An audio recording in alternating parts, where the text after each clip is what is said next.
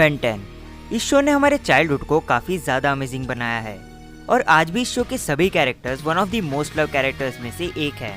ये शो बहुत ही ज्यादा ऑसम था और इस शो की इसी ऑसमनेस को बरकरार रखते हुए आज हम बात करेंगे 20 अमेजिंग और इंटरेस्टिंग फैक्ट्स अबाउट बेन 10 की। So get ready cause it's the hero time।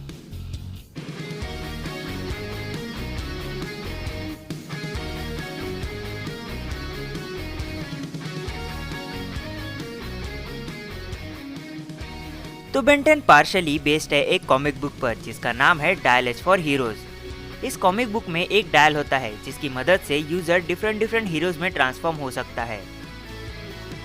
तो बेन 10 के क्रिएटर्स है मैन ऑफ एक्शन, जिन्होंने Generator Rex, Ultimate Spiderman, Avengers Assemble और बिग 06 जैसे अमेजिंग प्रोजेक्ट्स पर काम किया है। तो बेन टेनिसन पहले एलियंस में नहीं बल्कि उसी के डिफरेंट वर्जन्स में ट्रांसफॉर्म होने वाला था, जो कि दूसरे डायमेंशन में डिफरेंटली इवॉल्व होते हैं। बट फिर इस आइडिया को स्क्रैप कर दिया गया और एलियंस का कॉन्सेप्ट लाया गया ताकि बच्चों को समझाने में इजी जाए।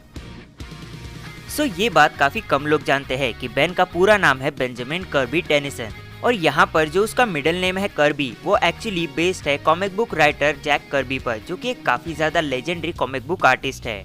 उन्होंने कैप्टन अमेरिका जैसे कैरेक्टर्स को बनाने में मदद की है स्टैन ली को। और मैन ऑफ एक्शन की पूरी टीम कॉमिक बुक्स के काफी बड़ी फैन है और इस नाम को इस शो में ऐड करके उन्होंने जैक कर्बी को एक काफी ज्यादा अच्छा ट्रिब्यूट दिया है। तो बेन 10 इस शो में हमें सबसे पहला एलियन जो दिखाया गया था वो था हीट ब्लास्ट। पर क्या आप लोग जानते हैं कि बेन 10 का सबसे पहला जो एलियन ट्रांसफॉर्मेशन टेस्ट किया गया था वो था 4 आर्म्स का टेस्ट, क्योंकि 4 आर्म्स मैन ऑफ एक्शन या कहा जाए बेन 10 की क्रू का सबसे फेवरेट एलियन है। सो हम सब ये जरूर जानते हैं कि बेन इस शो में सबसे पहला जो एलियन बना था वो था हीट ब्लास्ट। पर क्या आप लोग जानते हैं कि कॉमिक बुक में आखिर बेन सबसे पहला एलियन कौन सा बना था? वेल, वो था गोस्ट फ्रीक। नाउ अब जब बात एलियन ट्रांसफॉर्मेशंस की चली रही है, तो क्या आप लोग जानते हैं कि वे बिग सबसे पहले बेन टेनिसन नहीं बल्कि केन टेनिसन बना था, एक एपिसोड में जो कि फ्यूचर में सेट है, बेन 10,000 वाले फ्यूचर में। और ये हुआ था एक एरर की वजह से, जिसमें वो एपिसोड गलती से प्रीमियर हो गया था टीवी पर बेन 10 की मूवी में बेन टेनिसन के वे बिग बनने से पहले। तो बेन 10 की ओरिजिनल सीरीज में बेन को वॉइस दिया था टेरा स्ट्रॉन्ग ने, जिन्होंने Timmy Turner from Fairly Odd Parents, Bubbles from Powerpuff Girls और Twilight Sparkles from My Little Pony जैसे कैरेक्टर्स को वॉइस दिया है। लास्ट वाला उतना इम्पोर्टेंट नहीं है, ओके।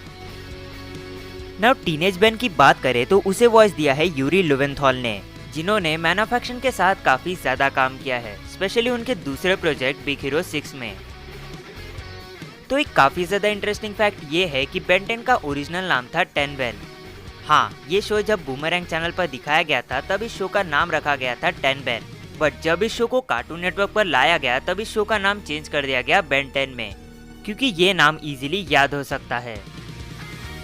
ये तो हम सभी जानते हैं कि एलियंस को लेकर शो के क्रिएटर्स और राइटर्स काफी ज्यादा इंटरेस्टेड है, जिसकी वजह से उन्होंने सभी एलियंस के लिए स्पेशल होम वर्ल्ड्स और स्पेशल लैंग्वेजेस भी बनाई है।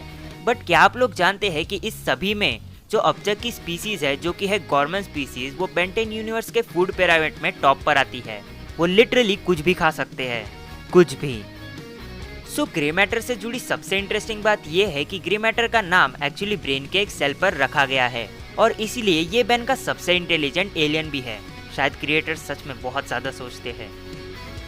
सो जिन लोगों ने बेन 10 की पूरी सीरीज देखी है वो ये बात जरूर जानते होंगे कि बेन 10 अल्टीमेट एलियन के एक एपिसोड में हमें अल्टीमेट बेन दिखाया गया था, राइट? बट जब ओमनीवर्स में हमें फ्यूचर बेन दिखाया गया तब वो अल्टीमेट नहीं था।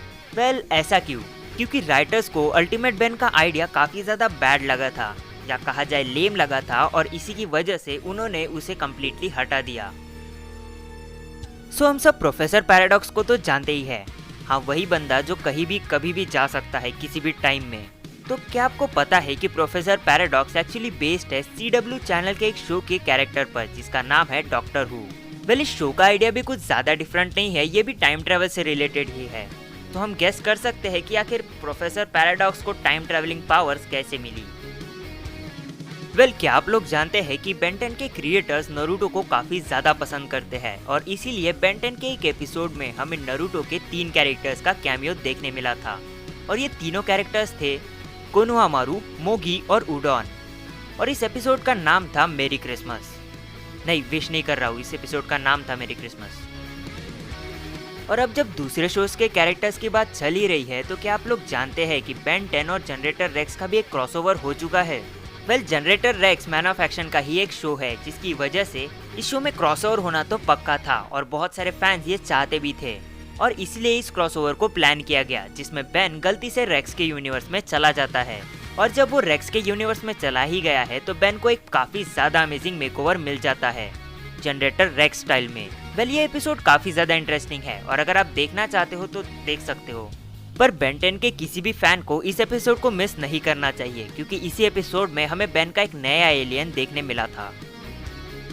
नाउ बेन 10 के एक और क्रॉसओवर की बात करें तो वो हुआ था मैन ऑफ एक्शन के दूसरे शो सीक्रेट सैटरडे के साथ, एक स्पेशल एपिसोड में जिसमें बेन 10 उनके साथ टीम अप करता है, और इस एपिसोड का नाम था थैंक गॉड इट्स सैटरडे, जिसे दोनों सीरीज के फैन TGIS के नाम से भी जानते हैं।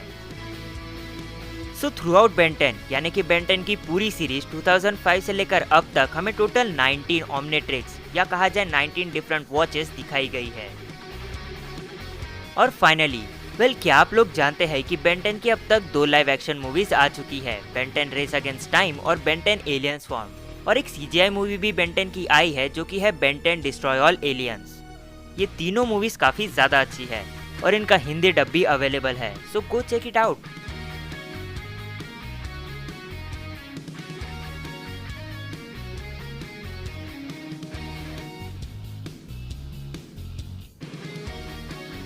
सो ये रहे 20 अमेजिंग और interesting facts about Ben 10। So I hope आपको ये वीडियो पसंद आई होगी, और अगर आपको ये वीडियो पसंद आई है, hit that like button, subscribe, follow me on Instagram, and मिलते हैं अगली वीडियो में। तब तक के लिए पीस।